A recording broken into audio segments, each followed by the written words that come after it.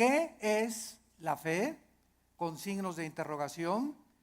Y vamos a tratar de desarrollar este tema que considero que tal vez es de lo más importante que existe elementalmente en la doctrina cristiana para poder comprender qué es la fe. La diferencia entre creer simplemente o la simpleza de la credulidad y la fe bíblica, que son totalmente opuestos.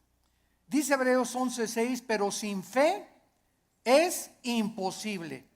Esta palabra imposible significa que no existe ninguna otra manera de agradar a Dios.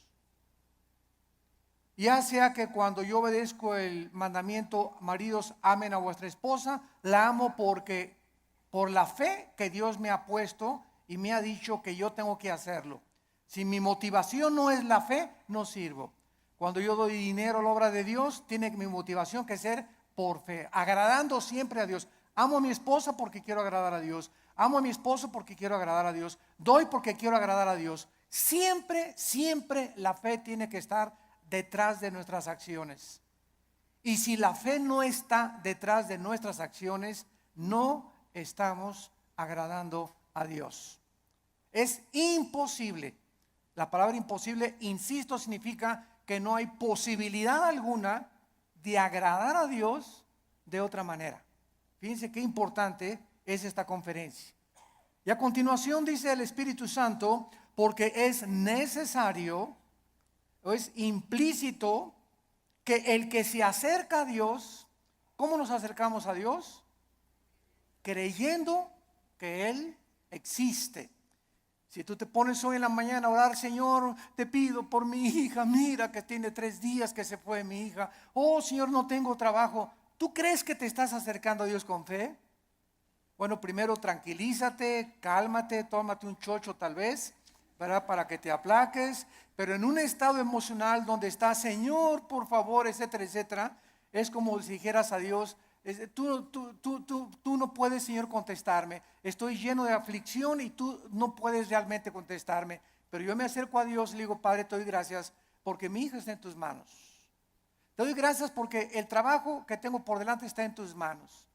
Y gracias, Padre Santo, porque descargo mi corazón y al levantarnos de la oración, creemos que Dios nos escuchó.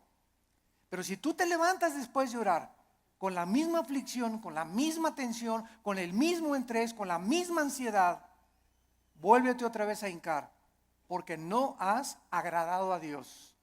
A través de la oración, cuando nos acercamos a Dios, tenemos con nuestra acción, después de estar en la presencia del Rey, creer que realmente Él nos ha escuchado.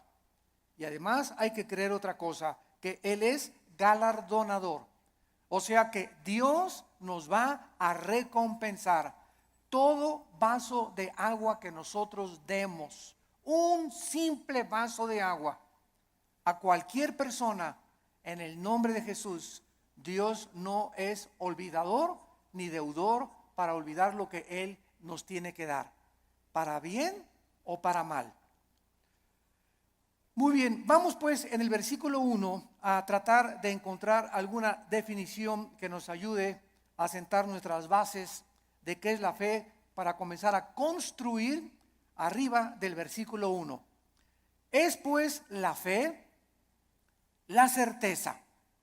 La palabra upostasis, que se tradujo certeza, es sustancia.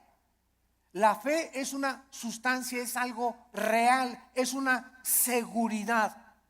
¿De qué cosa? De algo que viene. De algo, no de algo que tienes ya. Porque si lo tienes ya, ya no es fe. Entonces la fe está relacionada con el futuro. Siempre, siempre con algo que no tienes y que viene. Y que tú tienes que estar seguro que viene.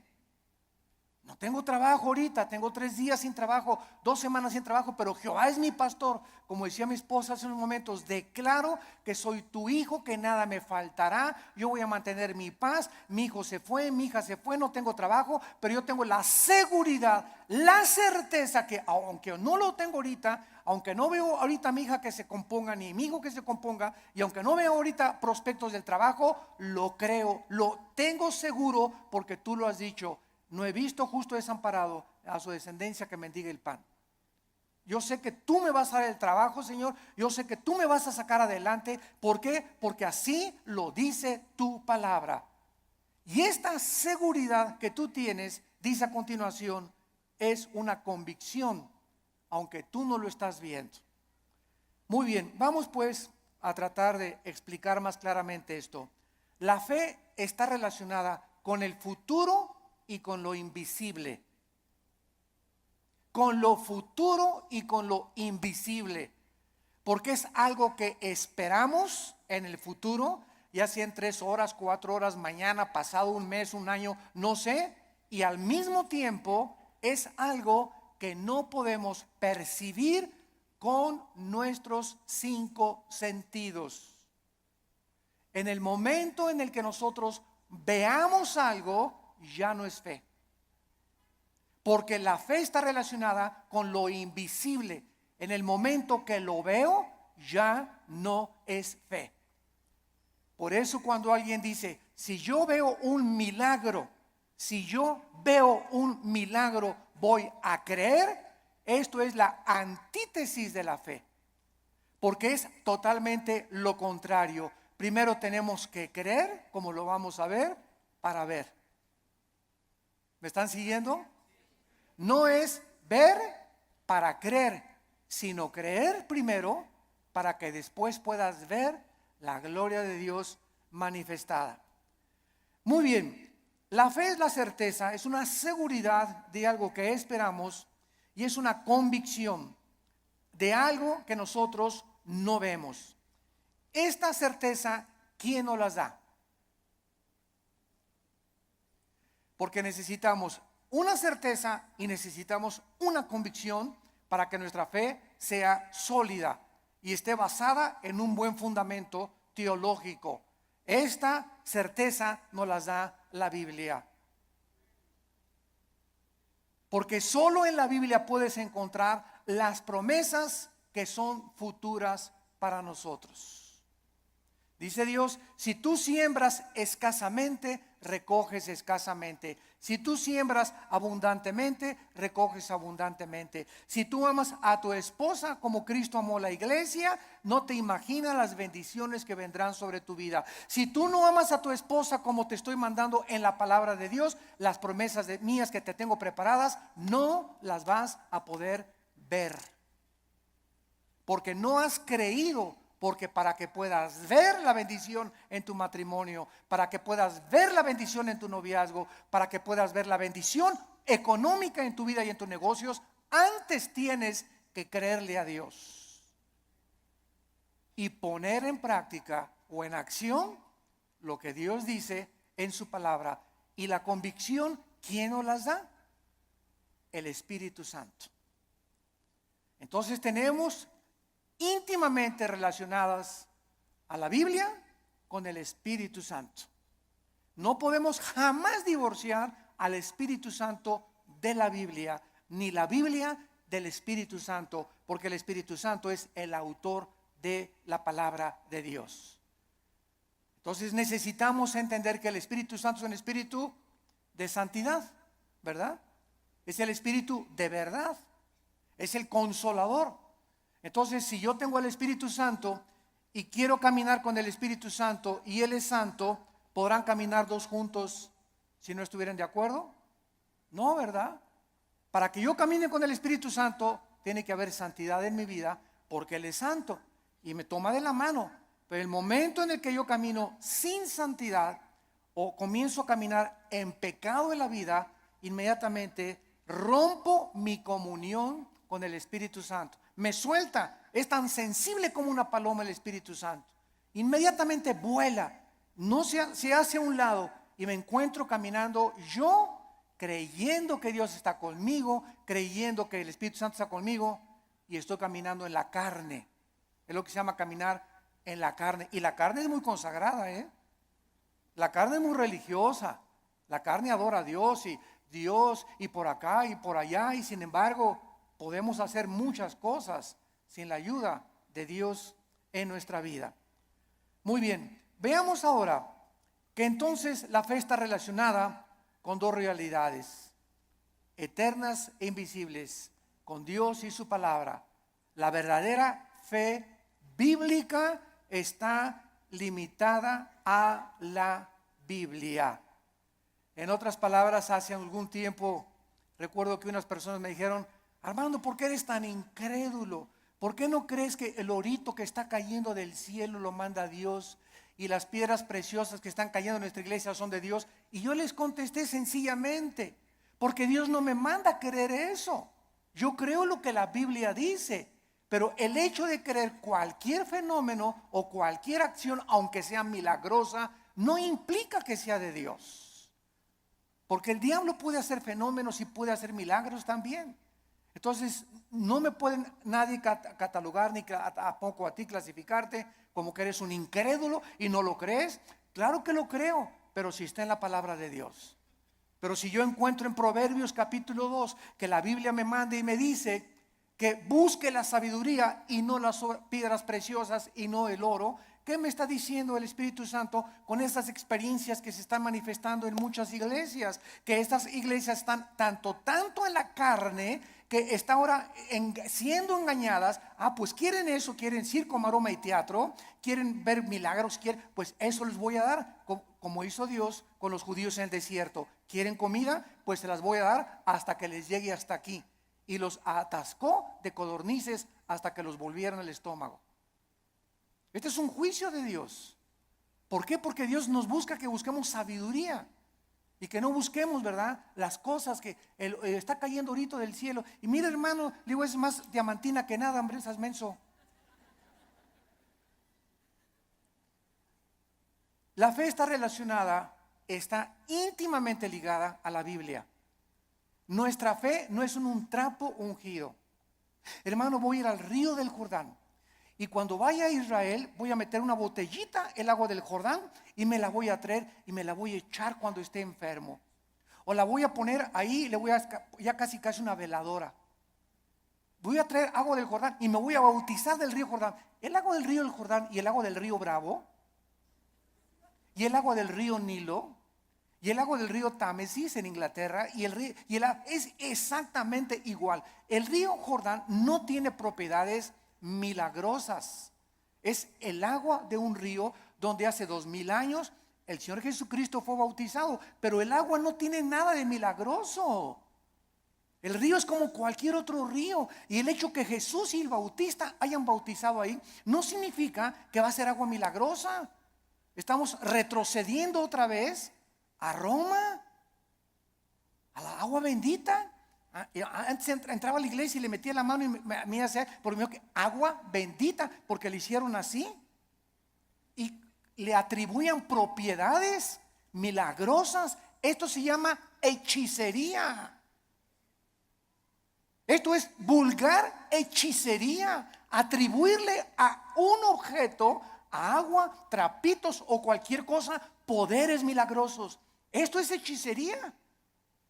Los brujos usan cosas y collares y amuletos, talismanes, patas de conejo. Todo eso está relacionado con el mundo del ocultismo, no con la Biblia. Y les hablo tan claro como el azul del cielo hoy en la mañana, sin tapujos y derecho y a la yugular. Ya no podemos andar con rodeos. Ya no podemos andar diciendo que tenemos que hablar al pan, pan y al vino, vino. Tú tienes que entender ya claramente qué es la fe. Y ya no estar poniendo un objeto como hace algún tiempo. Me vende un trapito y ahí va la gente y compra el trapito ungido.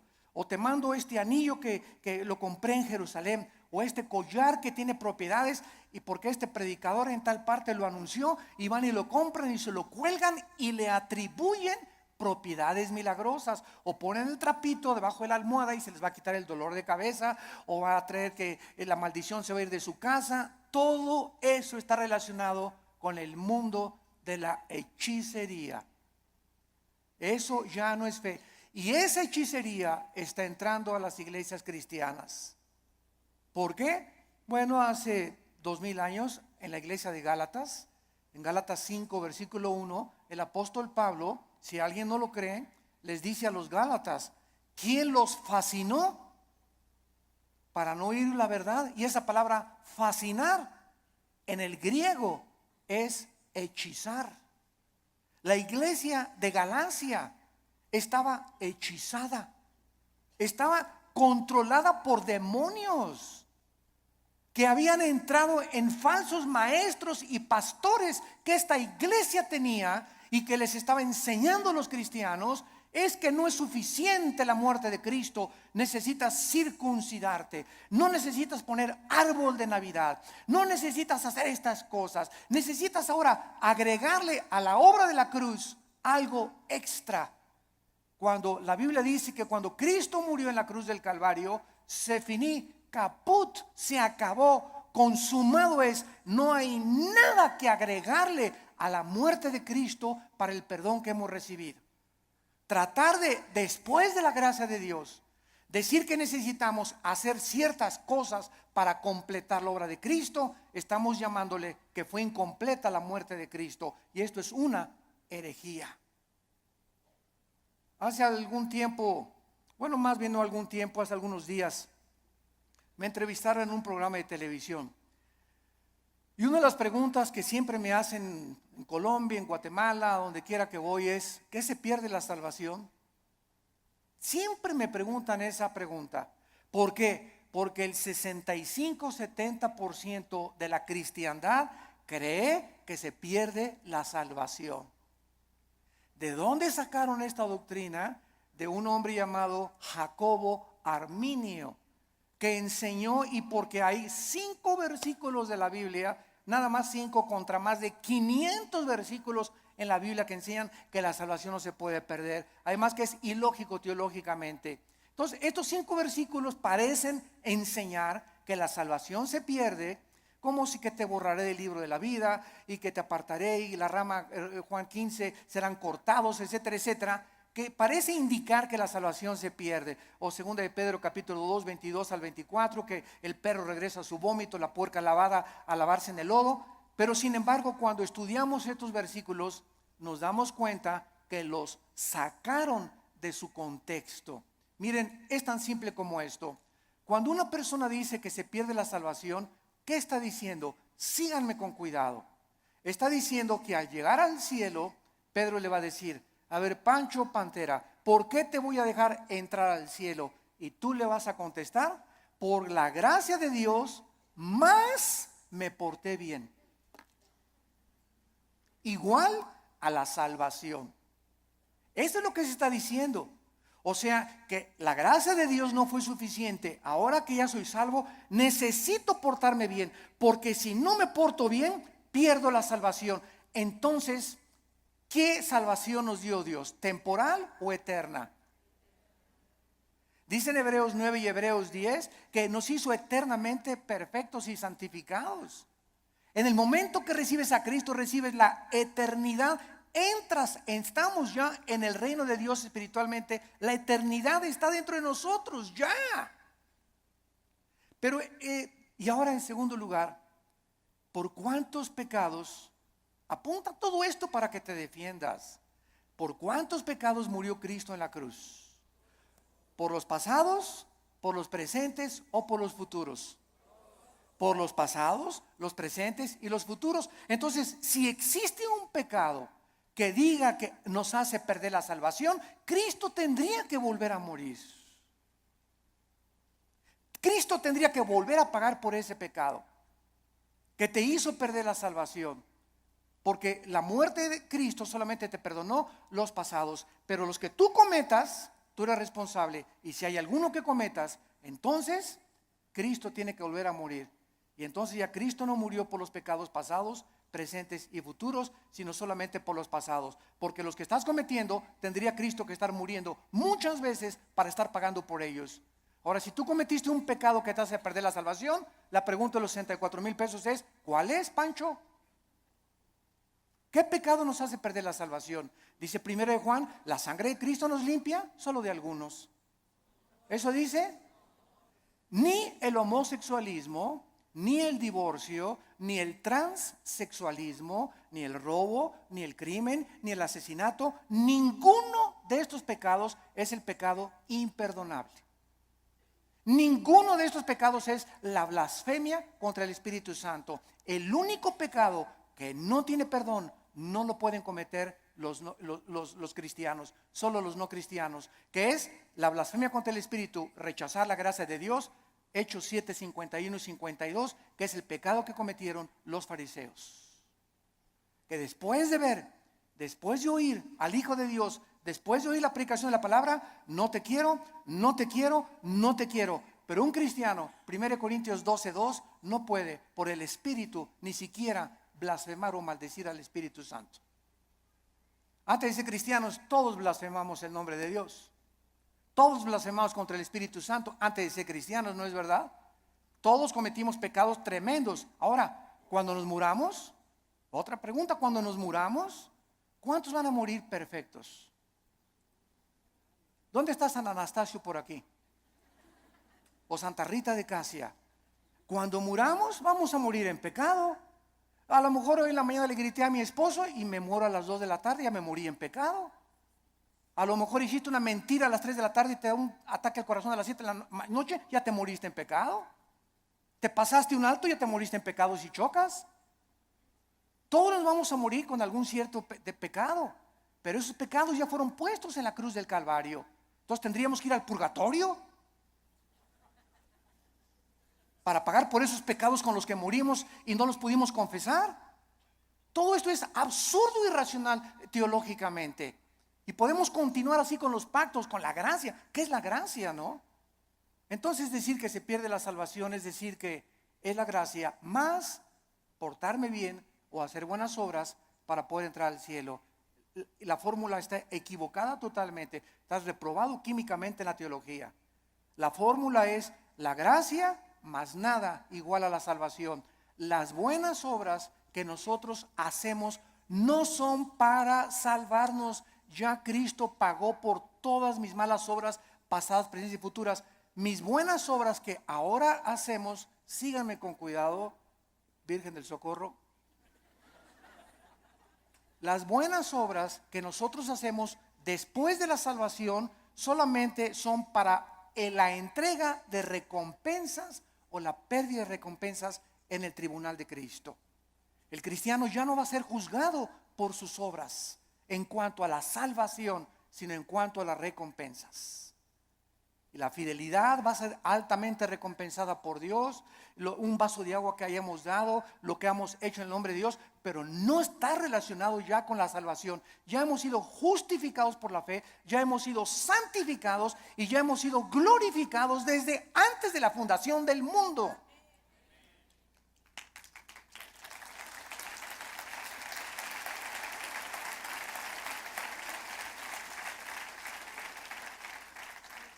Tenemos que desenterrar otra vez la doctrina de la salvación en el siglo XXI y volverla a enseñar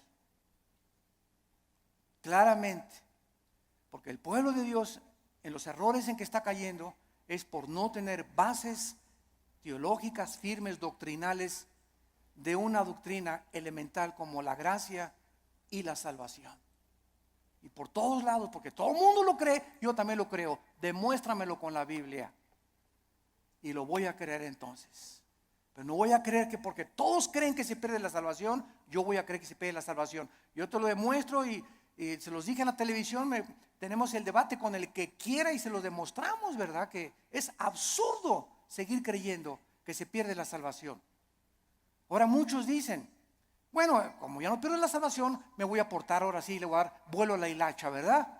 Bueno, dice Gálatas 5:10 que fuimos llamados a libertad, solamente que no usemos la libertad como ocasión para la carne. La persona que dice eso, con que no puedo perder la salvación, puedo hacer lo que quiera, no es salvo. No es salvo.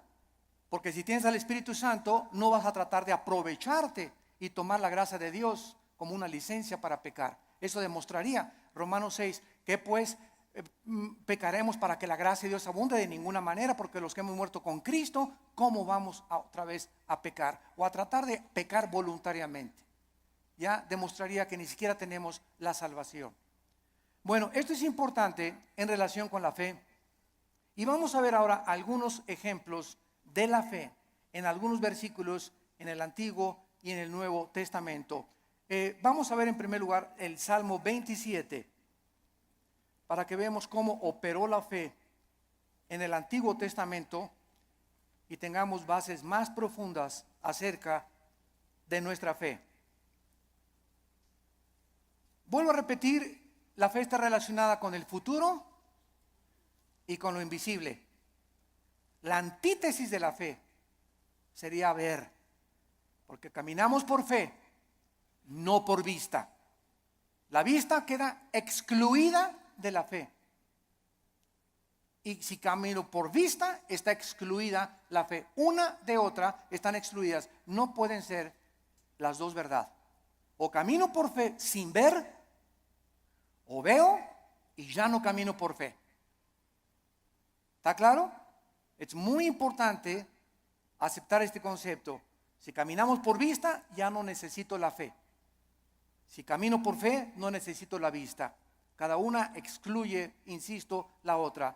Esto es contrario a lo que el mundo dice. Ver para creer. Esa es la filosofía del mundo.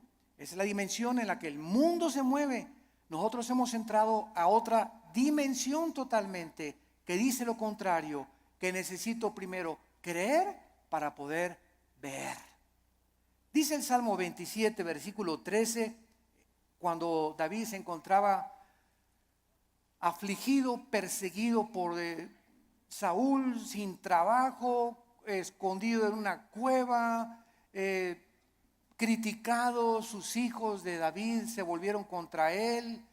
Bueno, el pobre David, ¿verdad?, tenía todo tipo de tribulaciones iguales a las que tenemos muchos de nosotros.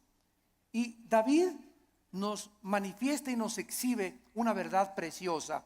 Y dice el Salmo 27:13: hubiera yo desmayado, me hubiera tirado la toalla, me hubiera yo desalentado, ya hubiera querido ya ni siquiera ser cristiano, ya ni siquiera quería ir a la iglesia, ya estaba harto. Si yo hubiera mantenido esta actitud mental, hubiera yo desmayado. Me hubiera tirado ya al suelo, ya no quiero ni siquiera vivir. Estoy harto de todo, de mis papás, de la iglesia, de esto, del gobierno. Y sobran cosas que nos pueden llegar a pensar esto. A menos que, repito, seas San Anselmo. Pero todo cristiano llegamos a estar, ¿verdad?, hasta, decimos vulgarmente en México, hasta el gorro. ¿No te has sentido así? No levante la mano. Porque yo estoy seguro que todos la levantaríamos. Si no has experimentado esto, lo vas a experimentar cuando estés casado, o cuando no estés, o cuando nazcan los hijos, o cuando nazcan los nietos. Pero todos, hay muchas épocas en la vida en la que nos llegamos a sentir tan oprimidos por los problemas que ya no quisiéramos ni siquiera vivir. ¿Quiénes son los suicidas? Las personas que se les ha cerrado totalmente el mundo, se han sentido sin ninguna ventana, sin ninguna luz, sin ninguna esperanza, sin ninguna solución más que dejar de vivir. Escaparse por una puerta falsa. Y dice David que él había llegado a esa situación, y entonces encontramos lo que lo salvó: si no creyera. Si no creyera, ¿qué veré? Primero, ¿qué cosa? Creyó, y después venía la vista. Si yo no hubiera creído que voy a salir de esta situación y que Dios me va a mandar otro esposo, otro novio, que viene el trabajo. Si yo no hubiera creído en las promesas de Dios, ya desde cuándo me hubiera aventado desde el puente hasta abajo. ¿Qué es lo que nos sostiene? Creer lo que Dios nos ha dicho. Esa es la fe, lo que nos ha dicho en su palabra. Hubiera yo desmayado si no creyes. Y dice 1 de Pedro 1:5 que somos guardados por el poder de Dios mediante la fe. En otras palabras, cuando nos encontremos así, y créame que muchas veces al mes yo llego así en la noche, en la mañana cuando me levanto, con el Señor, cansado, ¿verdad? Con problemas, presiones emocionales, el mundo, el petróleo, la caída del dólar, problemas aquí, problemas allá, familiares. Bueno, sobran cosas para desalentarnos en la vida, sobran cosas para amargarnos, sobran cosas para desilusionarnos. Entonces ahí es cuando, en lugar de que te desmayes y te rindas y digas, tiro la toalla, me bajo del caballo, ya no quiero, andamos así con el caballo, cayéndonos del caballo. En ese momento recuerdo, oh Señor, tú eres poderoso, tú eres grande, soberano, y comienzas a sentir otra vez en el caballo y agarras las riendas. Señor, aunque no lo vea, y aunque vea todo que se está cayendo y no vea soluciones y vea el cuadro oscuro a mi alrededor, oh Dios, yo sé que tal vez hoy en la tarde o mañana veré tu bondad. Me vas a sacar del pozo de la desesperación, me vas a pintar un nuevo futuro, vas a solucionar mis problemas, y por eso sigo en mi caballo y rajámonos pinto, cónchele velocidad y vamos adelante. No te me rajes, México lindo y querido.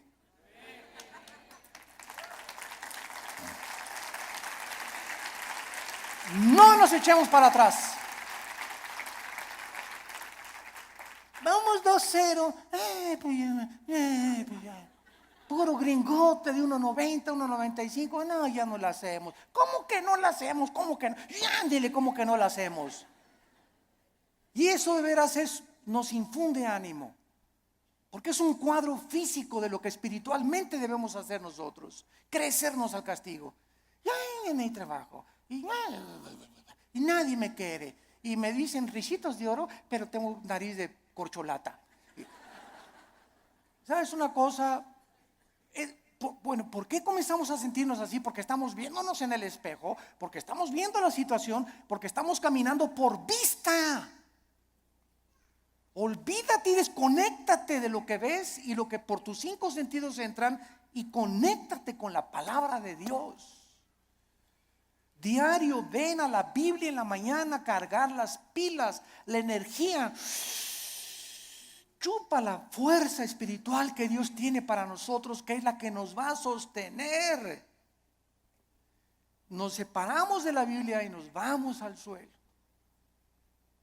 Hebreos 11:27, otro ejemplo en el Nuevo Testamento de Moisés. Hebreos 11:27 dice así: por la fe, por creer lo que Dios había dicho, porque la fe nunca la desconectemos de la Biblia. Por creer lo que Dios ya había revelado en su palabra en el Antiguo Testamento, Moisés dejó Egipto. Si él hubiera sido guiado por sus emociones, vean ustedes, el temor, que es el más grande enemigo de la fe. El temor. El temor es la antítesis de la fe, es lo opuesto de la fe. Si Moisés hubiera dicho, el rey, si me voy me va a mandar los soldados, me mata, me corta la cabeza, él es el emperador de Egipto. Pero Moisés no vio al emperador de Egipto, no el temor que comenzó a meterse, porque el temor así entra como la termita, ¿verdad? Y comenzamos a sentir así que, y el temor, y comenzamos hasta a sudar frío, y comenzamos a temblar por el temor, y saldrá esto, y saldrá de la operación mi abuelita, y podremos, y dejamos que nos domine esta emoción, comenzamos a alejarnos de Dios y comenzamos a perder el poder de Dios que está viviendo por fe.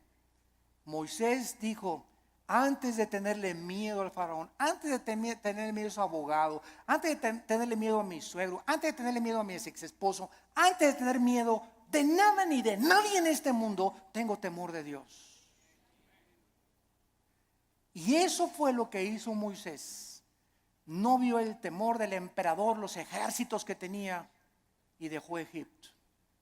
No fue gobernado por el temor, sino creyó lo que Dios le había dicho y venció sus emociones. Porque se sostuvo como viendo físicamente a Dios. ¿Eso dice? Este está en tercera de Pancho 3:1. Porque se sostuvo viendo algo que no se veían con sus ojos, ni se experimentaba empíricamente con sus 5 sentidos. Se sostuvo por algo que nadie podía ver, pero él sí podía ver, y podemos ver los cristianos, que es a Dios. Viendo al invisible. ¿Con qué ojos lo vemos? Con los ojos de la fe. Es un par de ojos que el Espíritu Santo nos ha entregado que el mundo no tiene. Vemos no lo que vemos, vemos las cosas que no se ven, porque las que no se ven son más reales que las que se ven. Esto fue lo que hizo que Moisés se pudiera sostener. La fe nos capacita para ver lo que el mundo no puede ver. No hay trabajo, no hay esto, no hay aquello. El mundo, terremotos, se cae. Ahora que fue el terremoto de Japón, no sé si vieron ustedes un video de los muchos que han pasado, que primero el terremoto, el tsunami y el puntillazo, la fuga de gas radioactivo. Y pasaron a una japonesita que era cristiana, como de 80 años de edad. Y está la japonesita en el video caminando y dice, aquí estaba mi casa. Y para todos lados estaba viendo, y ahí estaban mis hijos, y ahí vivía mi sobrino. Y se queda la japonesita como de 80 años de edad, sin nada ni nadie en el mundo. Ni una cobija donde acostarse. Y se hace así las cabezas y dice, pero tú me seguirás sosteniendo. Bueno, las lágrimas comenzaron a caer de mis ojos. Pero fue así una cosa, ¿verdad? Para poner una película. Ahí estaba mi familia, ahí estaban mis papás, ahí estaban mis hijos, mis nietos, aquí estaba mi casa. No hay nada. Imagínate, de la noche a la mañana quedarte sin familia, ni vecinos, ni papá, ni mamá, ni nada, y levantar los ojos, pero tú me seguirás sosteniendo. Esa es la fe. Sostenidos viendo lo que no se ve, con los ojos y la seguridad y la certeza y la convicción de lo que Dios ha dicho: no te dejaré ni te desampararé, aunque se acabe todo a tu alrededor. Veamos ahora en Juan capítulo 11.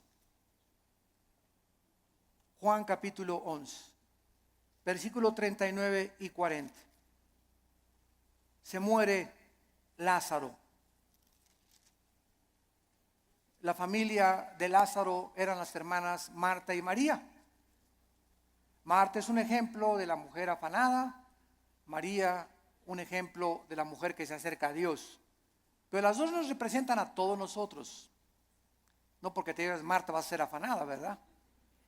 Pero es un ejemplo solamente de que todos nosotros padecemos esta debilidad, de que muchas veces queremos ver para creer. Y tenemos que dominar esa tentación y ese impulso de nuestra antigua naturaleza. Entonces aquí en Juan 11:39 dijo Jesús: quiten la piedra. Marta, la hermana del que había muerto, dijo: Señor, y ella, porque es de 4 días. Jesús le dijo: ¿no te he dicho que si crees, verás? Ahí está otra vez. Marta, tú no tenías que haber visto que se alivió ahorita.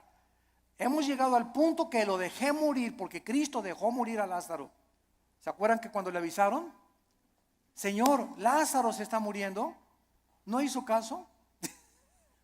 Y era el mejor amigo de Jesús y la familia que lo hospedaba y le daba de comer a Jesús, y tenía según un cuartito especial para Jesús cuando pasaba por ahí Jesús. Y no hizo caso Jesús, y Lázaro se murió. Y ya que tenían 3 días, Jesús dice a los discípulos: vamos a donde está Lázaro.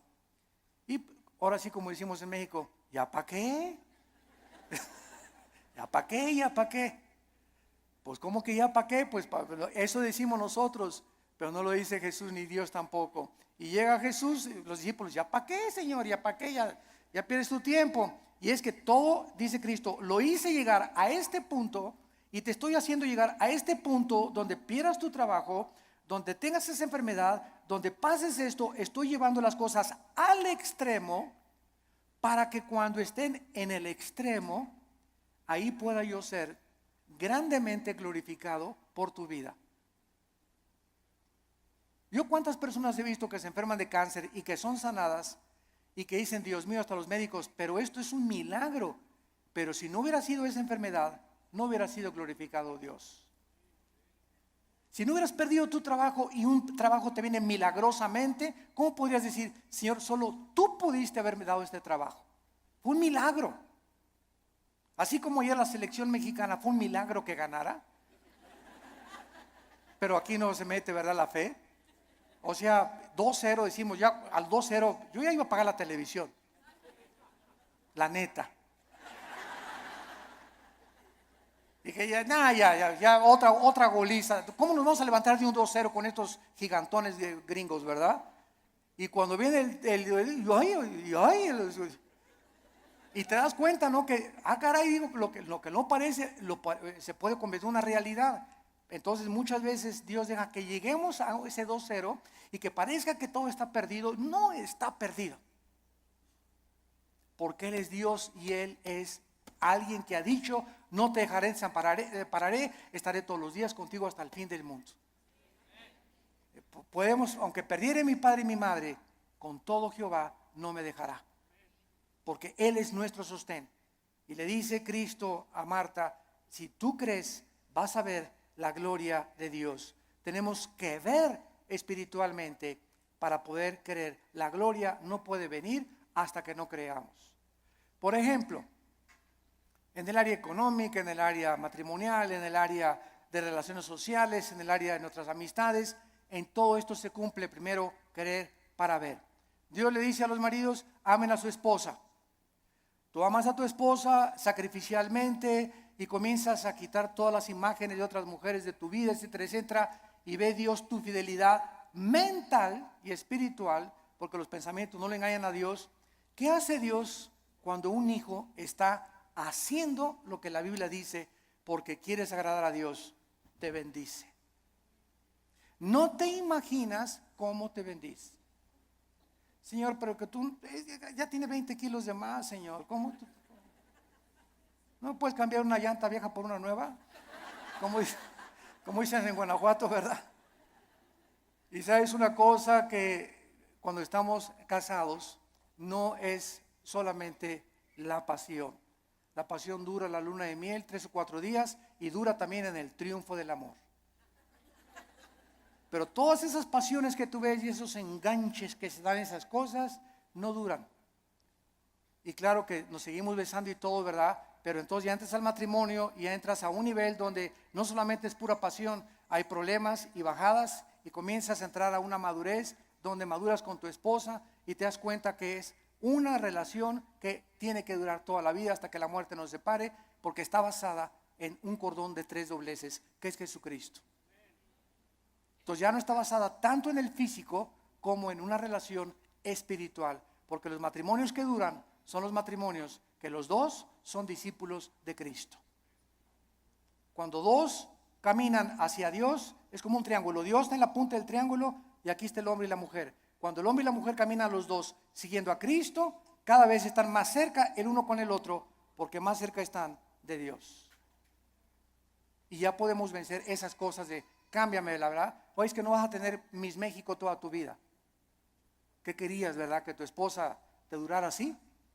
Tiene que dar a los 50 años tu esposa, a los 60 años tu esposa, el cuerpo se deforma, igual él tiene panza de Santa Claus ya también, ¿verdad? Pero nos seguimos queriendo. Entonces nuestra antigua naturaleza demanda ver para creer, puesto que depende de los sentidos, pero no de la palabra de Dios. Y veamos en penúltimo lugar 2 de Corintios 4. 2 de Corintios 4, versículos 17 al 18. Y dice el apóstol Pablo, esto es tremendo. Estamos tratando de encontrar la fe en el Antiguo y en el Nuevo Testamento en algunos pocos versículos. 2 de Corintios 4, 16 y 17 al 18. Por tanto, otra vez dice Pablo, no desmayamos. Qué peligroso es darnos por vencidos. Qué peligroso es tirar la toalla en la vida cristiana. Qué peligroso es desesperarnos. Qué peligrosísimo es desanimarnos.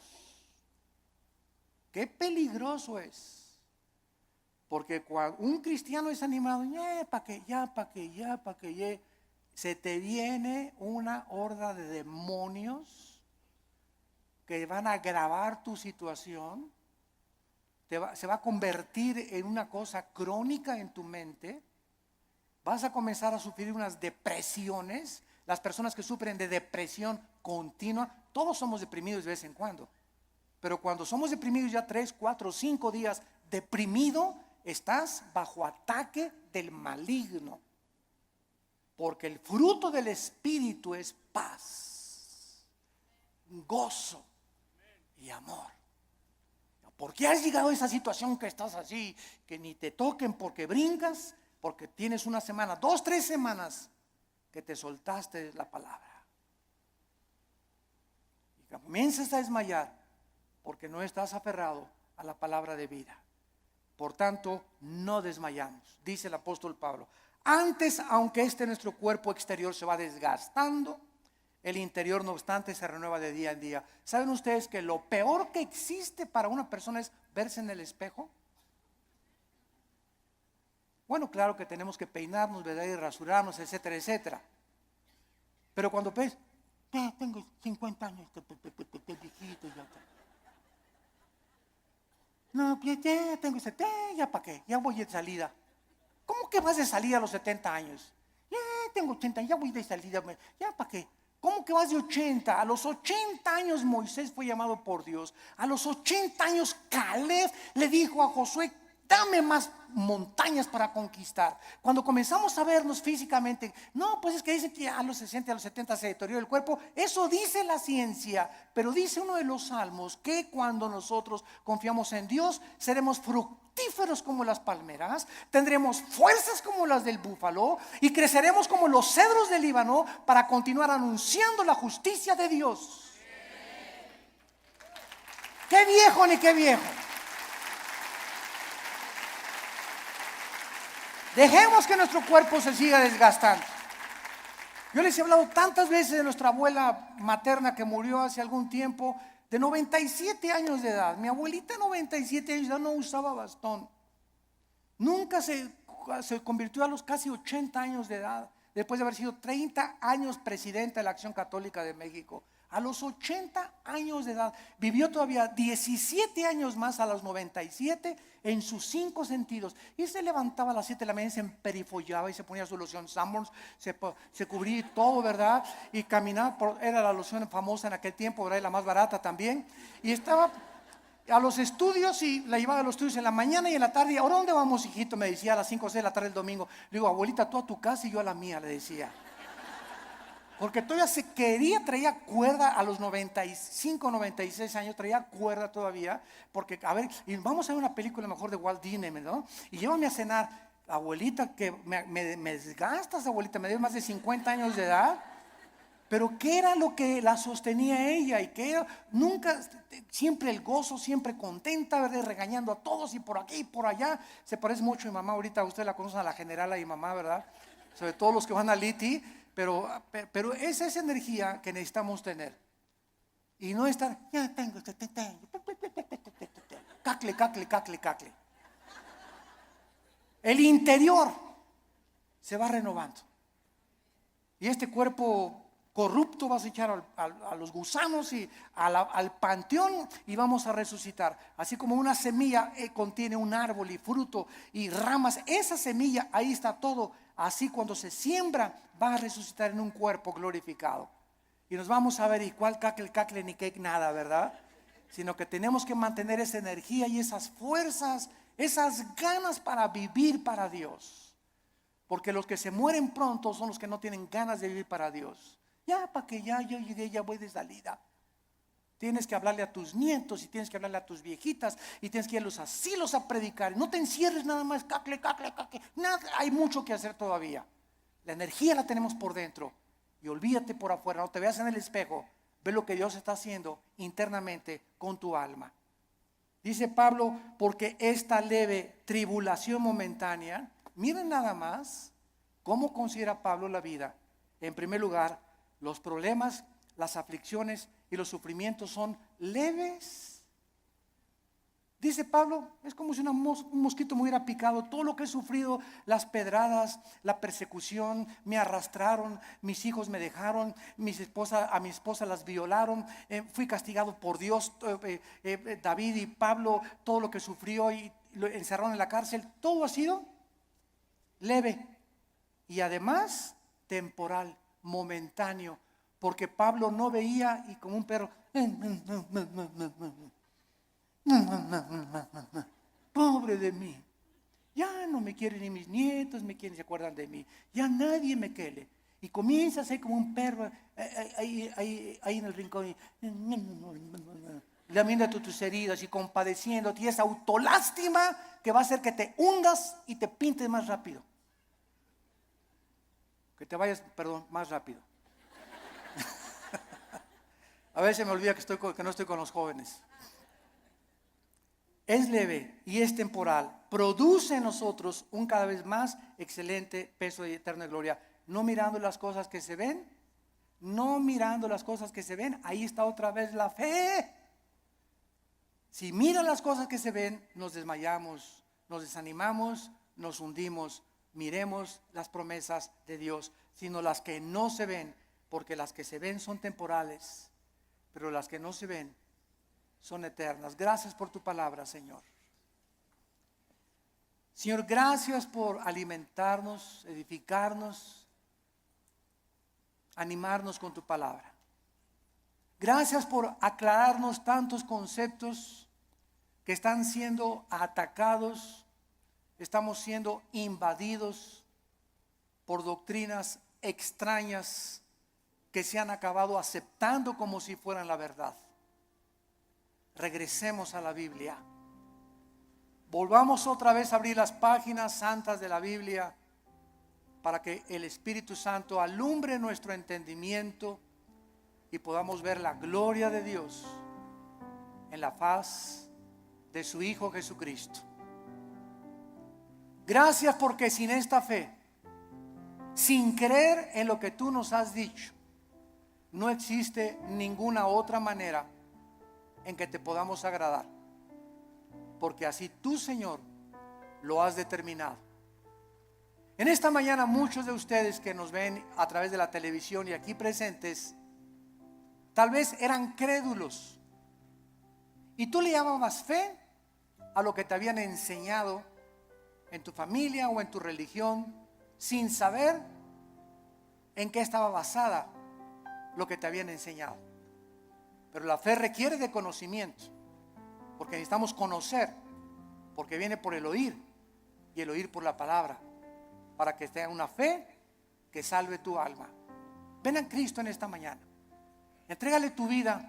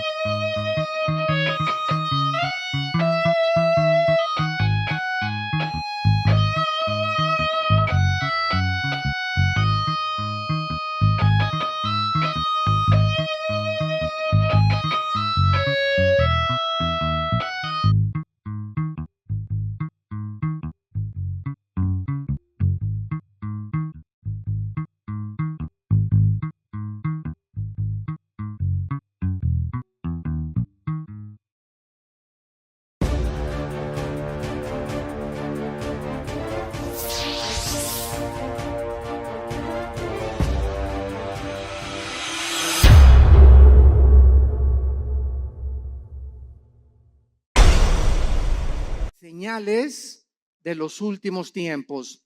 Señales de los últimos tiempos. En esta serie que iniciamos hoy, vamos a ver precisamente los 3 evangelios, porque Juan no se mete con la profecía. Vamos a ver Mateo 24, Lucas 21 y Marcos 13, que son los 3 evangelios donde en estos 3 pasajes el Señor Jesucristo es interceptado por sus discípulos después de estar viendo y maravillándose del templo que había levantado Herodes, y estaban con las piedras increíbles que valían con la moneda actual miles de dólares. Ante este escenario, los discípulos le hacen a Cristo 4 preguntas que vamos a ver que se encuentran en los 3 evangelios. Y Cristo comienza a desarrollar las respuestas de estas preguntas a través de los 3 evangelios. Ahora bien, ¿por qué en 3 evangelios se encuentran las respuestas de Cristo? Porque haz de cuenta que nosotros vemos un choque. Entonces yo veo el choque de frente como periodista y escribo, pues le sumieron toda la defensa delantera al carro. Otro periodista ve el choque del lado derecho. Él va a escribir, pues le sumieron la puerta y llegó hasta la puerta de atrás el choque. Otro periodista lo va a escribir de la parte de atrás, porque él vio el choque de la parte de atrás. Entonces, cuando se juntan los 3 reportajes ante un juez, ¿verdad? O ante un erudito en accidentes, se puede llevar a una conclusión de quién tuvo la culpa y cuáles fueron las causas de este accidente. Entonces, de esta manera, los 4 evangelistas, que son Mateo, Marcos, Lucas y el apóstol Juan, tienen los relatos de la Biblia de diferentes formas. ¿Por qué? Porque no vemos todos con la misma perspectiva, ni oímos igual cuando nosotros escuchamos algún mensaje. Por ejemplo, cuando algún predicador predica, tú le dices, ¿de qué habla el predicador? Y le preguntas a Juan, pues habló de esto y esto, él encontró una cosa. Y le preguntas a otra persona y te dice otro panorama del mensaje. ¿Por qué? Porque todos oímos de diferente forma, aunque es lo mismo, pero de perspectivas diferentes. Entonces, para que podamos entender por qué en 3 evangelios podemos nosotros poner realmente el contexto del mensaje de Cristo de los últimos tiempos.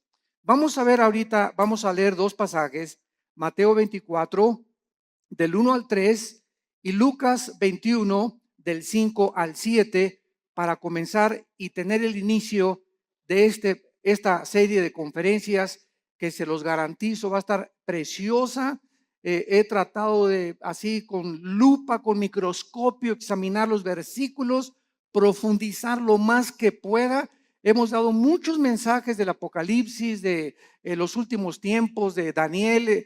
Tenemos la serie de Daniel ahorita en la segunda conferencia, creo que es la 15ª conferencia de todo el libro de Daniel, versículo por versículo, pero nunca había yo compartido en mis 37 años que tengo de compartir la palabra de Dios, nunca había compartido con tantos detalles lo que en esta serie va a estar involucrado. Así que está garantizado, ¿verdad?, que va a ser un estudio hermoso que nos va a dar muchísima luz y nos va a orientar claramente acerca de los últimos tiempos y las señales que debemos ya estar esperando para no confundirnos con tantos falsos profetas, tantos falsos apóstoles, tantos falsos milagros, y la cristiandad está, ¿verdad?, perdida por todos lados. Me acaban de informar que en Europa acaba de haber un congreso donde un personaje del Vaticano fue el orador, un congreso cristiano. Eso se llama el ecumenismo, o sea, la mezcla entre las otras religiones y el cristianismo y las filosofías orientales, la ensalada del chef. Entonces, esto es a donde se dirige la iglesia, es la apostasía y la ramera de Apocalipsis 17. Se diluye completamente la verdad cuando se mezcla con la mentira. Entonces, la verdad de Dios, ¿verdad?, es inalineable. La verdad de Dios tiene una consistencia que no se puede mezclar con nadie. Por eso la Biblia es la verdad. Y solamente en la Biblia podemos encontrar nosotros las respuestas verdaderas a lo que nosotros estamos buscando en la vida. En Mateo 24, versículos del 1 al 3, Dice así: cuando Jesús salió del templo y se iba, se acercaron sus discípulos para mostrarle los edificios del templo. Respondiendo él, les dijo: ¿veis todo esto? De cierto les digo que no quedará aquí piedra sobre piedra que no sea derribada. Y estando él sentado en el monte de los olivos, los discípulos se le acercaron aparte diciendo: dinos, ¿cuándo serán estas cosas? ¿Qué señal habrá de tu venida y del fin del mundo? Respondiendo él les dijo: mirad que nadie los engañe. Veamos ahora en Lucas capítulo 21, versículos del 5 al 7, la otra perspectiva de Lucas, de cómo oyó lo que Jesús dijo. Lucas 21 del 5 al 7. Y a unos que hablaban de que el templo estaba adornado de hermosas piedras y ofrendas votivas, dijo: en cuanto a estas cosas que veis, días vendrán en que no quedará piedra sobre piedra, que no sea destruida. Y le preguntaron diciendo: maestro, ¿cuándo será esto? ¿Y qué señal habrá cuando estas cosas estén para suceder? Lo primero que ahorita cualquier estudiante de la Biblia acaba de captar es que son preguntas diferentes. Y vamos a ver que hay 4 preguntas, hay otras en Marcos, pero unas están relacionadas con la destrucción del templo. Esto es muy importante. Vamos a comenzar ya a explicar esto. 2 preguntas están relacionadas con la destrucción del templo y 2 preguntas están relacionadas con las señales antes de que Cristo regrese. Entonces, el Señor Jesucristo estaba en el templo el día antes de su muerte, todo el día, y antes de su arresto. Y los líderes religiosos de Israel en este momento no dejaron un solo minuto en atacarlo, en lanzarle preguntas capciosas. Y aquí ya estaba completamente determinado que los líderes de Israel rechazaron completamente al Mesías. Y al finalizar este día, algo quedó muy claro: Israel rechazaba a Jesucristo como el Mesías. Y después de abandonar el templo, entonces él anuncia lo que acabamos de leer. Ven este templo tan hermoso que adoran todos y estos edificios tan hermosos. Yo les digo que van a desaparecer y van a ser destruidos. Ahora, esta catástrofe de la destrucción que Cristo estaba profetizando, ¿cuándo se llevó a cabo? Esta respuesta fue 70 años después de Cristo, cuando Vespasiano, el emperador romano, envía a Tito, su hijo, general romano, y sitian Jerusalén y no dejan piedra sobre piedra. Esta consecuencia de la destrucción del templo era por el orgullo de los judíos, que estaban completamente ensoberbecidos por la belleza arquitectónica de ello y por haber rechazado al autor de la salvación y no la construcción externa que ellos comenzaron a adorar. Veamos entonces estas 4 preguntas, porque los discípulos quedaron desconcertados cuando Cristo dijo: el templo será destruido. ¿Cuándo será la destrucción del templo? Pregunta número 1. Esta la hace Mateo, la hace Marcos y la hace Lucas. La segunda pregunta: ¿cuál será la señal de la destrucción del templo? O sea, primero, ¿cómo será la destrucción del templo o cuándo? Y segundo, ¿hay alguna señal para que sepamos que el templo va a ser destruido? Estas preguntas están relacionadas con el templo, como lo vimos anteriormente. Y la tercera y la cuarta es: ¿cuál será la señal de tu regreso? Esta pregunta la hace Mateo y la hace Marcos. Dinos una señal de cuándo vienes, Jesús. Y la cuarta pregunta: danos una señal de que estamos en los últimos días, de que nos encontramos nosotros ahora en esta generación. Y estas preguntas, como dijimos ya, están divididas en los 2 grupos. Las primeras 2 relacionadas con la destrucción del templo que tuvieron lugar después de la primera venida de Jesucristo hace 2000 años. Entonces, las primeras preguntas son relacionadas después de que Cristo murió, y las otras 2 se van a cumplir antes de que Jesucristo regrese.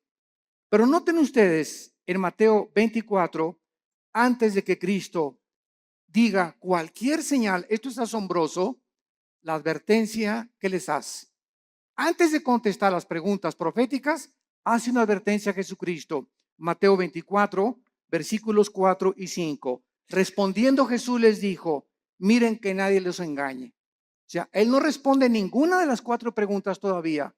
Lo primero, antes, esto es importante, de responderles las preguntas, hace una advertencia. Miren que nadie los engañe. Porque vendrán muchos en mi nombre diciendo, yo soy el Cristo, y a muchos engañarán.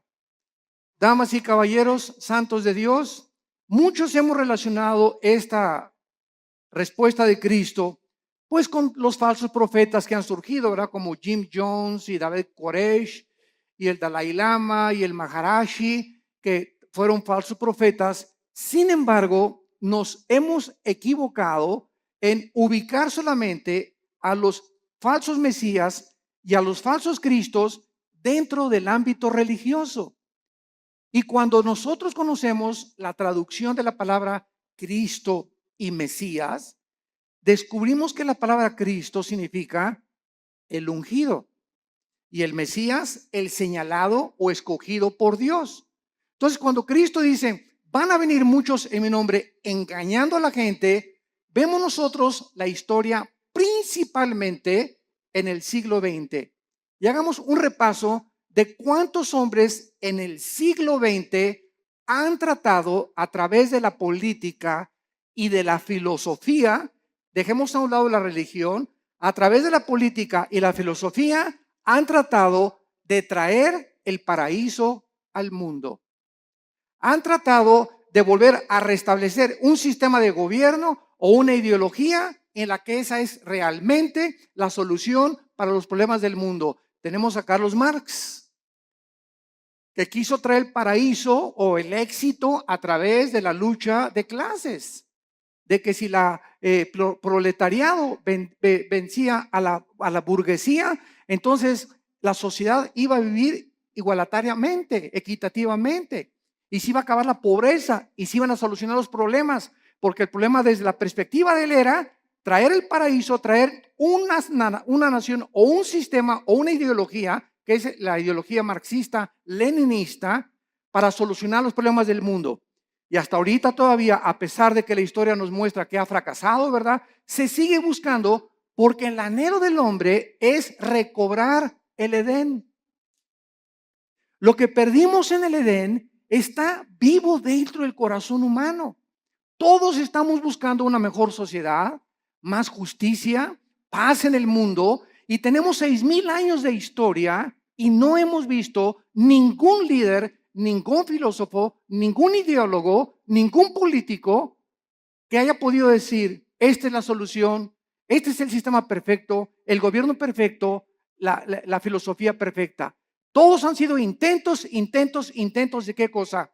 De tratar de un Mesías que es la persona, yo soy el que voy a traer realmente la solución. Y así encontramos después de Marx, ¿verdad?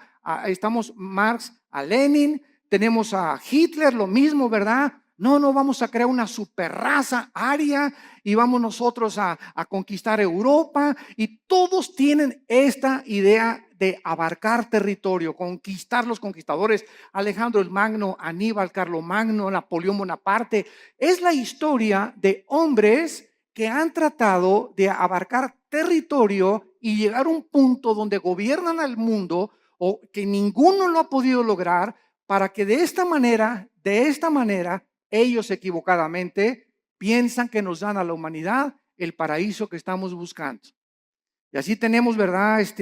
A Hitler, a Adolfo Hitler, a Nietzsche, el filósofo del ateísmo que le dijo, cuyas ideas influyeron en el nazismo, en el fascismo y en el comunismo.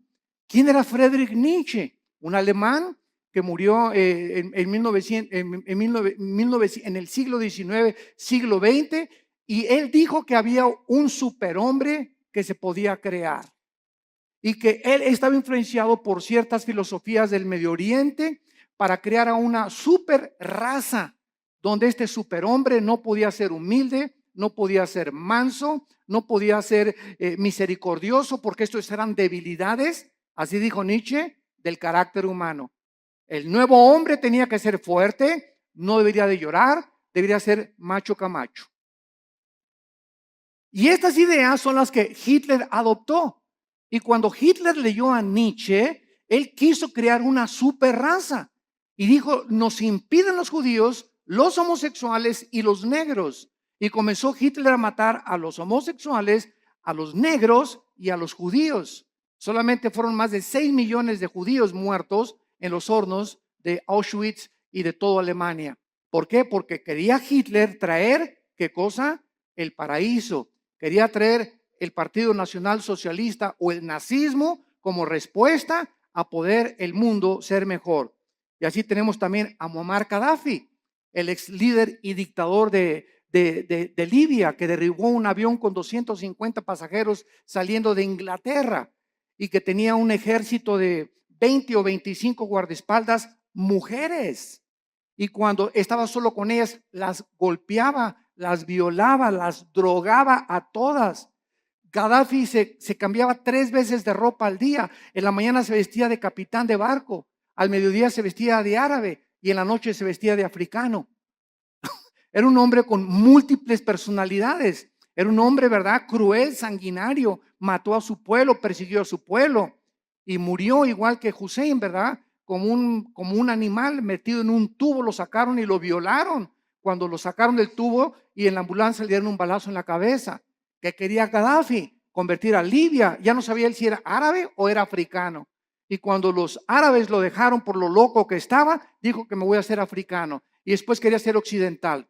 Y así vemos todos estos dictadores. José Stalin, el dictador de Rusia durante la Segunda Guerra Mundial. Después de la Segunda Guerra Mundial manda a matar a más de 15 millones de personas, incluyendo a su familia, a sus hermanas, a sus papás, a sus primos, porque tenía tal paranoia José Stalin que no podía confiar ni de su mamá. Entonces vemos todos estos hombres en su perfil psicológico trayendo el paraíso al mundo, colocándose como Mesías y síganme a mí y yo soy el papucho de los papuchos. Y así tenemos, ¿verdad? Al Maharishi, también los filósofos orientales, el Maharishi que cuando los Beatles, el famoso grupo inglés, en los 60 a principios de los 70 viajaron a la India. John Lennon viajó a la India y allá conocieron al Maharishi, las filosofías orientales. Y cuando John Lennon regresó de la India, trajo la marihuana a Inglaterra. Y entonces comenzó a publicar así como si fuera un chiste. Fumamos marihuana. Y en la época de los 60s y los 70s, no, el 80% se calcula de los jóvenes en el mundo, en Europa y en América, le entraron a la Verde y a la Golden de Acapulco, a la marihuana. Era un mundo, ¿verdad?, donde la marihuana era lo más normal en esa época de los 60s o de los 70s. Entonces, ¿por qué? Porque el Maharishi dijo, al llegar a Los Ángeles, Dios está llegando a Los Ángeles. Y él fue el que le dijo a John Lennon, porque John Lennon, una semana antes de que lo asesinaran en su edificio en Nueva York, John Lennon dijo a los periodistas, una semana antes, yo soy más famoso y más grande Mesías que Jesucristo. Y a la semana lo asesina un loco, ¿verdad?, que venía de Hawái, que dijo que oyó unas voces que no entendía por qué. Él nunca había matado a nadie, que le decían las voces, mata a John Lennon. Y fue y lo mató. Vemos nosotros la obra de Satanás, ¿verdad? Y cómo Dios se hizo un lado ante un hombre que lo estaba retando y estaba diciendo que era mayor que su hijo Jesucristo. Y así tenemos a Jim Jones, que se llevó a 900 personas a la Guyana, 1978, junto a Venezuela en la Guyana. 995 personas les da a beber veneno con Kool-Aid, porque les decía que iba a venir la Tercera Guerra Mundial y que era mucho mejor morirse que poder que seguir viviendo, y todos se bebieron el veneno. Llegaron y encontraron a todos boca abajo, ¿verdad? 995 personas que este hombre las engañó y les dijo que él era Dios, que él era un Mesías. Cuando llegaron a la Guyana les dijo a los esposos, sus esposas son mías. ¿Quién, te preguntas, en sus 5 sentidos puede entregarle su esposa a un loco? o para que se le entregues tienes que estar igual de loco o más loco que la persona que te la pide. Entonces, vemos que esto es posible en la naturaleza humana, que se llega a un grado donde se pierde completamente la coherencia, la racionalidad, la inteligencia, la lógica, y así encontramos cantidad de líderes que tienen un harén de 4 o 5 muchachas, y las muchachas están convencidas que él es el Mesías, como Charles Manson, el que mató a Sharon Tate, la esposa de Roman Polanski, en Los Ángeles, California, que comenzó Charles Manson a tener un ejército de muchachitas, se dormía con todas, y un día se levantó y dijo, tenemos que matar a una persona. Fueron a la casa de esta famosísima artista de cine, Sharon Tate, la acuchillaron, estaba ahí embarazada, y pusieron puercos con sangre en las paredes. Claro que está ahorita en la cárcel, ¿verdad? Se tatuó aquí la suástica de Hitler, la tiene tatuada Charles Manson, y ¿verdad? Pues está completamente loco. Lo mismo, él quería establecer el paraíso con ese grupo de personas. Jim Jones quería establecer el paraíso allá en la Guyana, y todos estos hombres han tratado de decir, nosotros tenemos la solución, y solo hay un hombre que dijo, yo soy el camino, la verdad y la vida. Un solo hombre ha atrevido a decirse, yo soy el camino, y lo ha demostrado con su vida, con su muerte y con su resurrección. Miren que nadie los engañe, porque vendrán cantidad de personajes políticos en el ambiente artístico, en el ambiente filosófico, en el ambiente religioso, ideológico, que van a traer disque soluciones y nuevas ideas para convencerlos que debemos de seguirlos a ellos. Y a muchos engañarán. Y así podemos seguir con esta lista interminable de personas que Cristo, antes de contestar, nos advierte: cuidado cuando alguien diga, yo traigo la solución al mundo, o este sistema de gobierno es el adecuado, o esta forma es la adecuada, o el Maharashi, o el Dalai Lama, o el Jim Jones, o el Nietzsche, o filósofos, o Platón, o Sócrates. Cuidado con filosofías, dice Colosenses 2:8, que tienen su origen en los seres humanos. Todos nosotros somos seres humanos nacidos de papá y de mamá, y todos nosotros no venimos del cielo como vino Jesucristo. Él es el único que el Padre envió al mundo. Él venía del Padre, regresó al Padre, y el Padre lo envió para mostrarnos que Él era el camino, la verdad y la vida. Y dichosos aquellos que han podido venir a la cruz y encontrar en el Hijo de Dios la respuesta a su problema, no solamente existencial, sino a su problema también de pecado y de la vida eterna. Yo recuerdo que todos estos personajes que les acabo de mencionar, los estudié antes de ser cristiano. Yo era un apasionado de la lectura. Me acuerdo de los 10, 11 años de edad. Dios lo pone en uno, ¿verdad? No me jacto de esto, pero siempre me gustó muchísimo leer desde la primaria. Y me encontraba, la directora me hablaba, ¿qué estás leyendo? Le decía, estoy leyendo las obras de Shakespeare, estoy leyendo Hamlet, estoy leyendo esto, Los tesoros de la juventud. Siempre me gustó mucho leer, y a los 12 o 13 años me apasionó todo lo que era la ideología y el marxismo y el leninismo y todas las filosofías orientales y los líderes religiosos y Mahoma y Buda, etcétera, etcétera. Y después de leer todo eso que leí, ¿verdad? Me encontraba a los 24, 25 años de edad completamente confundido, en un problema existencial tremendo. Me traté de quitar la vida más de 2 veces, ya no quería seguir viviendo, no encontraba la respuesta. Me di cuenta que este sistema era una hipocresía, que esta era una hipocresía, que las religiones eran una hipocresía, hasta que encontré a mi hermano Alejandro, que me dijo, Armando, quiero presentarte a un hombre. Le dije, ¿quién? Los he estudiado a todos. Y mi hijo se llama Jesús de Nazaret. Le dije, mira, de religión, inmediatamente lo ligué con la religión. No me hables de religión, le dije a mi hermano. Y mi hermano me contestó, Alejandro, que es pastor también, me dijo, no te vengo a presentar ninguna religión, te vengo a presentar un hombre, el único en la historia que ha dicho que es la resurrección de la vida, y el único que puede entrar a tu vida porque está resucitado, y su tumba está vacía, y puede cambiar tu manera de vivir y darte una nueva orientación, un nuevo enfoque, una nueva perspectiva, verdaderamente para que descubras el propósito y la razón de tu vida. Y pues comencé a estudiar la Biblia. Y me acuerdo un día, ¿verdad? En 1974, caí de rodillas a las 5:30 de la mañana y le hablé a mi hermano Alejandro, y ven por mí, llévame con ese misionero que te habló de Cristo. ya no puedo. Y me acuerdo que en 1974 a las 5:30 de la mañana estaba en la oficina de este misionero bautista norteamericano, caí de rodillas. Él mostraba la Biblia, la paga del pecado y la muerte, la vida eterna es de Jesucristo. Y cuando me comenzó a enseñar así la Biblia, sentí, ¿verdad?, como que saltaban las páginas, y al ver así la Biblia, como que las letras se salían, y sentí algo que nunca había sentido, y sentí una convicción de pecado, de lo sucio que estaba y de lo endemoniado que al Gadareno haber sido Pinocho junto con los que yo traía, que caí de rodillas llorando y le dije: Señor, perdóname, si tú eres el Cristo y eres la razón por la cual yo nací y realmente tú tienes la respuesta a mi problema existencial, te prometo que te sigo con todo mi corazón. Y en ese momento yo había llegado al final de mi búsqueda. Ya no tenía a nadie a quien buscar. Lo que realmente, el vacío que tenía yo, el vacío que han tenido todos esos líderes, el vacío que existe en la gente, es el vacío que solo Jesucristo puede llenar en tu vida y en tu vida y en tu vida. No hay nadie más, ni sigas buscando más, porque vas a seguir una búsqueda completamente vacía y completamente que no te va a satisfacer jamás.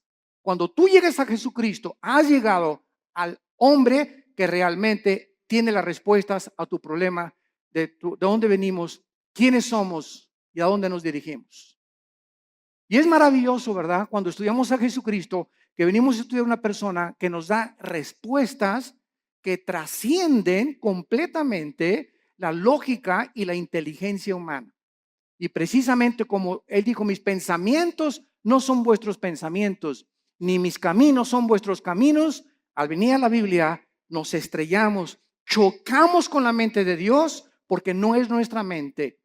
Y por eso el hombre natural, como dice 1 Corintios 2, no entiende las cosas de la Biblia. Y llegan por acá y, ay, ¿por qué tanta sangre? ¿Y por qué Dios mandó matar a los cananitas? Y aquí hay una contradicción. Y aquí hay esto. ¿Por qué? Porque en su mente, en su actitud, no están buscando la verdad. Están tratando de encontrar errores que existen en su limitación intelectual. Entonces, el problema no es el problema de Dios. El problema es el problema de nosotros, que somos como caracoles, como garbanzos, como renacuajos comparados con la inmensidad de la mente de Dios. Y que si vamos a comenzar a caminar con Dios, tenemos que caminar de rodillas detrás de Él, de rodillas. No se puede, dicen que la puerta del cielo es una puerta chaparrita, porque solamente entran los que se arrodillan. Pero si quieres entrar parado, te vas a estrellar, porque es la soberbia intelectual del ser humano la que le impide poder encontrar la verdad. Y fue la razón por la cual los líderes de Israel rechazaron a Jesucristo. Este viene a cambiar nuestra religión. Este viene a amenazarnos. Es una amenaza. Tenemos que eliminarlo, porque si no, no podemos nosotros seguir estableciendo el paraíso a través de las religiones. Y las religiones, todas las religiones, conducen a la muerte, porque el cristianismo no es una religión, es una relación personal, viva, dinámica, orgánica con alguien que vive en este momento y que quiere entrar a tu vida. Muy bien.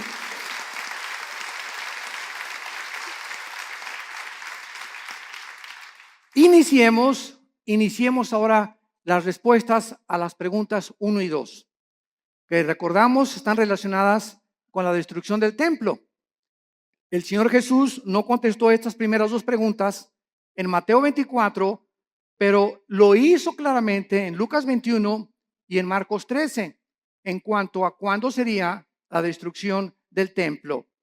Y estos pasajes que vamos a leer ahorita son claramente distinguidos de los últimos días, o sea, en respuesta a cuándo se iba a destruir el templo, vuelvo a repetir, sucedió antes de que Él regresara y después de su muerte. Las otras dos preguntas tienen su respuesta hasta antes de que Él venga en su segunda venida. Las señales del fin del siglo y las señales del regreso del Hijo de Dios. Vamos a Lucas 21 y veamos otra vez la pregunta de los discípulos. Versículo del 12 al 19. Y vean ustedes la respuesta que da Jesús en Lucas.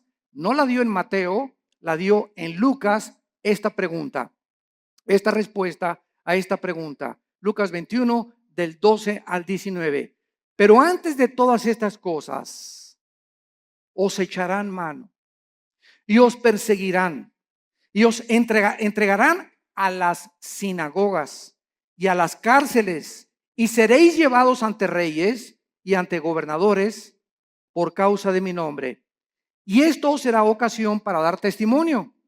Proponer en vuestros corazones no pensar antes cómo habéis de responder en vuestra defensa, porque yo os daré palabra y sabiduría, la cual no podrán resistir ni contradecir todos los que se opongan.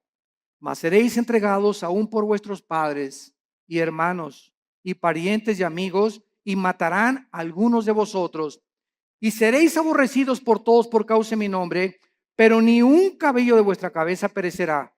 Con vuestra paciencia ganaréis vuestras almas. Muy bien, vemos nosotros que cuando no entendemos qué respuesta está dando Jesucristo, creemos que esto se aplica para nuestra época. Y esta respuesta de Cristo, ¿verdad? Estos versículos describen lo que sucedería antes de la destrucción del templo. O sea, entre la muerte de Cristo y la destrucción del templo pasaron 70 años, porque fue en el año 70 después de Cristo cuando el general Tito, los romanos, arrasaron Jerusalén. Entonces, Cristo está describiendo ahorita lo que iba a suceder inmediatamente después de su muerte y antes de la destrucción del templo. Y les advierte claramente, escuchen esto, abran los oídos, esto es a los judíos, porque fue en Jerusalén y en Samaria donde el evangelio comenzó a propagarse, les advierte de la gran persecución que vendría contra ellos. Nota en el versículo 12 de Lucas 21 la palabra sinagogas. Aquí por esta razón, esta palabra es una clave para descubrir que está hablándoles a los judíos, porque está diciéndoles, los entregarán sus propios hermanos. Los mismos judíos, vamos a verlo más tarde, en el libro de los Hechos, fueron los judíos los que comenzaron a perseguir a los seguidores de Jesucristo. Y veamos nosotros en Marcos 13, versículo 9, Marcos 13, 9. Pero mirad por vosotros mismos, porque os entregarán a los concilios y en las sinagogas os azotarán. Marcos también responde y les dice a los judíos, usando la palabra concilios, que era un concilio, las cortes de los judíos, los lugares donde los judíos juzgaban a los judíos. Entonces, tanto Marcos como Lucas está diciéndonos, ¿verdad?, que antes de la destrucción del templo, ellos iban a ser perseguidos. Veamos rápidamente esto en el libro de los Hechos. El apóstol Pablo fue llevado ante Félix, el gobernador romano, para ser interrogado. Hechos 23 y Hechos 24. Y después Pablo apeló para ir al César. Hechos 25. Después de la destrucción del templo, los judíos continuaron siendo perseguidos, los judíos, por muchos siglos. Pero miles de judíos se convirtieron a Cristo durante los primeros siglos. Veamos rápidamente algunos ejemplos. Hechos 2:41. Así que los que recibieron su palabra, está hablando de los judíos, fueron bautizados y se añadieron aquel día como 3,000 judíos convertidos inmediatamente después de la resurrección. Capítulo 4, versículo 4 del libro de los Hechos. Pero muchos de los que habían oído la palabra creyeron, y el número de los varones era como 5,000. De 3,000 se agregaron 2,000 más conversiones de los judíos. Capítulo 6, versículo 7. Y crecía la palabra del Señor, y el número de los discípulos se multiplicaba grandemente en Jerusalén, y los sacerdotes, muchos también de ellos, obedecían a la fe. Capítulo 21, versículo 21 del mismo libro de los Hechos. Y dice así: cuando ellos lo oyeron, glorificaron a Dios y le dijeron: ya ves, hermano, cuántos millares de judíos hay que han creído y todos son celosos por la ley. pero al mismo tiempo que miles de judíos se convirtieron, fueron también los mismos judíos los que comenzaron a perseguirles a ellos. Y amados santos de Dios, sucede lo mismo dentro del cristianismo. Los ataques más grandes que tenemos en la iglesia cristiana son de muchos que se dicen nuestros hermanos en la fe. Qué triste, ¿verdad? Yo ya llega un momento, ¿verdad? Que ya ni me meto a ver todas las cosas que sacan en internet, que un hermano atacó a otro y que a este cantante le dijeron esto y que por aquí, por allá, y dando un espectáculo al mundo horrible, ¿verdad? Porque esto no debe de ser.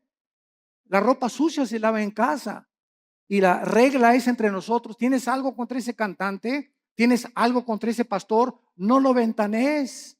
¿Por qué? Porque damos mal testimonio al mundo. Ve con ese hermano o mándale un correo a ese hermano y dile, yo no estoy de acuerdo con esto y con esto por usted. Dígame si a lo mejor yo estoy equivocado. Porque muchas veces nos erigimos como jueces y como dueños absolutos de la verdad. No, y lo que tú declaraste, ¿verdad? Dice, ok, pues demuéstramelo con la Biblia. Y si me lo demuestras con la Biblia, lo acepto humildemente. Porque no hay un solo hombre más que Jesucristo. No ha existido nadie que sea perfecto, ni que tenga todo el horizonte de la verdad en posesión de él. Jeremías conocía algo de la verdad, Isaías otra cosa, Habacuc otra cosa, Zacarías otra cosa, Malaquías otra cosa, Lucas vio las cosas diferentes, pero todos teníamos o tenemos, ¿verdad?, la misma consistencia de la verdad y las mismas verdades esenciales, pero vistas de otras maneras. Hay hermanos nuestros que dicen, ¿verdad? Tú vas a su iglesia que necesitas hablar en lengua, si no, no tienes al Espíritu Santo. Así están viendo ellos algunos versículos que así les han enseñado y ellos no se han puesto a ver la verdad. Ves a otra iglesia de otra denominación y te dicen pues que el bautismo es a los niños y que de chiquito los puedes bautizar por aspersión. Así ellos ven el bautismo, otros no, ¿verdad? No, tienes que someterte debajo del agua para realmente ser bautizado conforme a la Biblia. Otras iglesias creen que los cristianos pueden tener demonios, otros dicen que un cristiano no puede tener demonios. Todas estas cosas no son esenciales.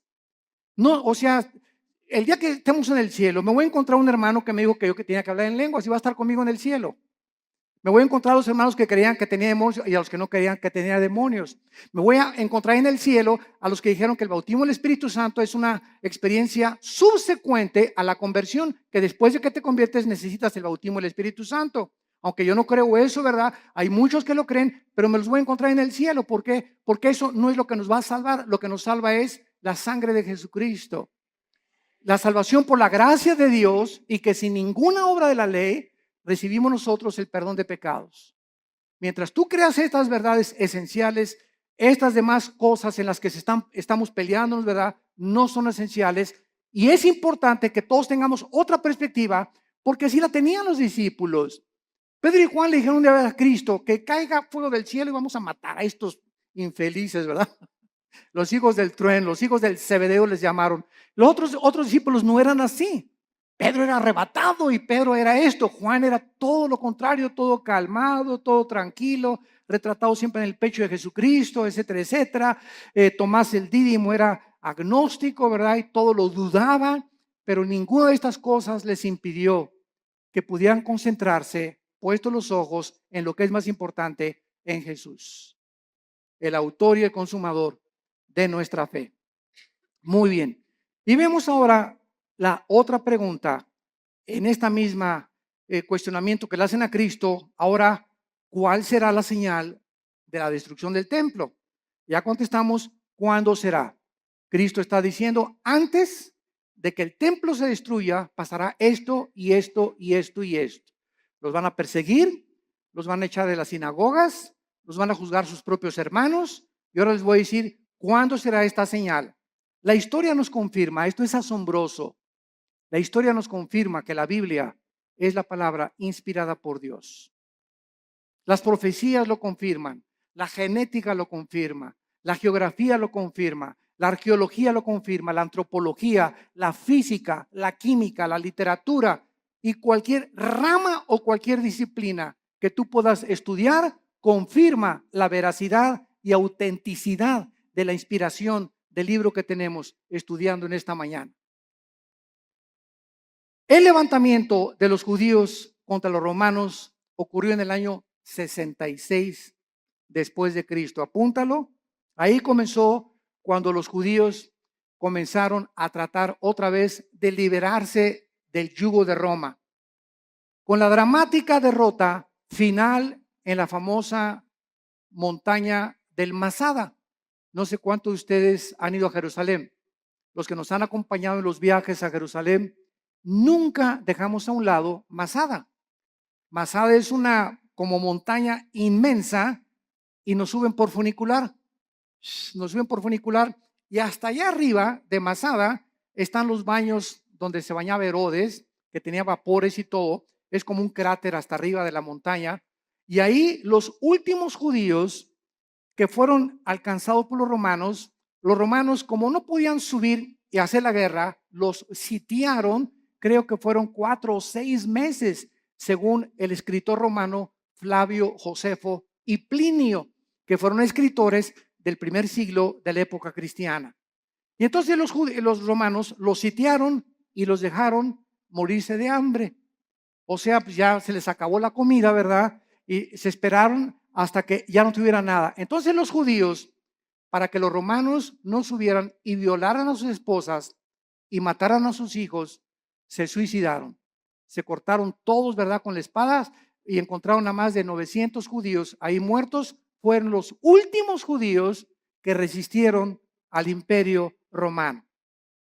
El emperador Nerón se suicida en el año 68 después de Cristo, y Vespasiano, que era su principal general, ocupa el imperio de Roma. Vespasiano manda a Tito a que rodee Jerusalén y que acaben completamente con todos. Y no hubo ningún cristiano, escuchen esto, ningún cristiano mesiánico. O sea, de aquel tiempo, como ya vimos, había casi más de 5,000 convertidos. Ninguno de estos fue muerto en el sitio contra Jerusalén porque creyeron en las palabras de Jesucristo. Les salvaron de la masacre haber obedecido a Jesucristo. Ahora veamos también nosotros, ¿verdad?, que el término en Lucas 21:24, vayamos a Lucas 21:24, hay una profecía que hasta este momento se está cumpliendo. Y el escritor romano Flavio Josefo, como citamos anteriormente, escribió que casi 100,000 judíos fueron tomados como esclavos y vendidos en varios lugares dentro del imperio romano. Son los que cuando sitió Jerusalén Tito sobrevivieron y fueron casi 100,000 judíos. Y entonces vino lo que se llama la diáspora, ¿verdad? Los mandaron a todas partes del mundo en los 5 continentes. Y vean la profecía de Cristo, Lucas 21:24, y caerán a filo de espada. ¿Cuándo se cumplió? En el año 70 después de Cristo. Y serán llevados cautivos a todas las naciones. Se cumplió después del año 70 hasta 1948 que se independizó Israel. Y andas ahí buscando a Nostradamus. ¿Qué dice Nostradamus? Jesús, María y José y el burrito que los acompaña.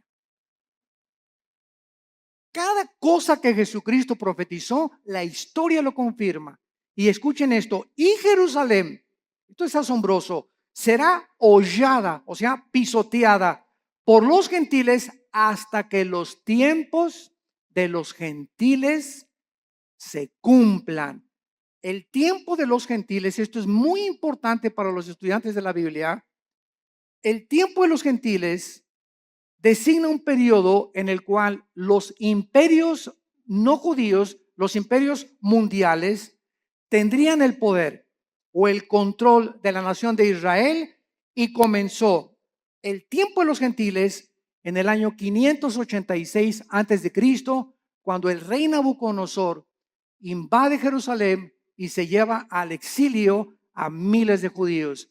Desde el año 586 hasta 1948, para ser exactos, el 14 de mayo, la nación de Israel después de casi 2000 años de haber sido dispersada por todos los continentes para que se cumplieran las palabras de Jesucristo, ante los ojos expectantes del mundo, se reúne Israel y el 14 de mayo se declara la libre nación soberana independiente de Israel. Ninguna otra nación en el estudio de la sociología, en el estudio de la historia, en el estudio de la antropología del ser humano, en ninguna otra nación, ni tribu, ni lengua en la historia del mundo sucedió lo que sucedió con la nación de Israel.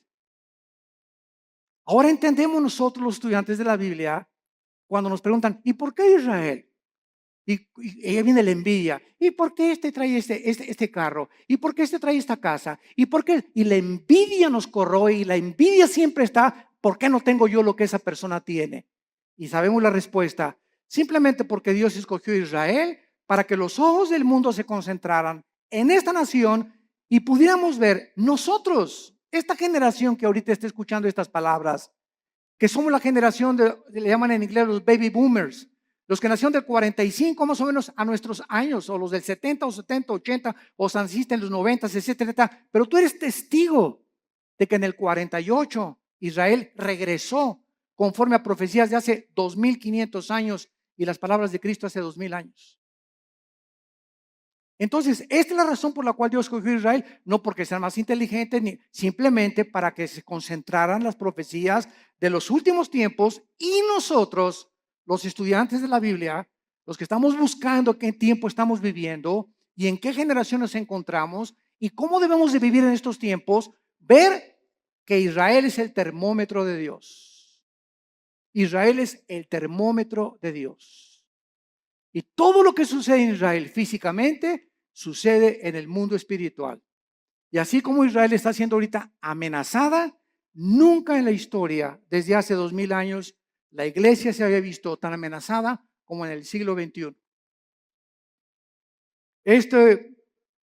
Nueva legislación de los matrimonios gays. La nueva legislación, escuchen, están las Naciones Unidas por declarar que Jerusalén no pertenece a los judíos, la van a declarar. Hace una semana lo dictaminaron la ciudad internacional. Les van a quitar a los judíos Jerusalén.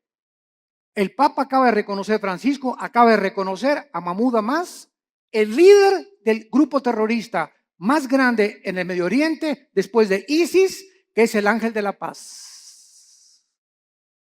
Y que merecen tener un Estado palestino. Entonces, están pasando cosas en el mundo que dicen, no es posible que esto suceda. Y por si fuera poco en México, se nos escapa el Chapo Guzmán. Y todavía para rematarle, ¿verdad? Corren al pobre del Piojo Pérez. Herrera, digo. Están pasando tantas cosas, ¿verdad? Tanto en el ambiente deportivo, cuando el ambiente dices, no es posible, no es posible, no es posible, esto es posible. Y cosas así, ¿verdad? Yo recuerdo en 1960, 70, cuando declararon a Yasser Arafat el Premio Nobel de la Paz.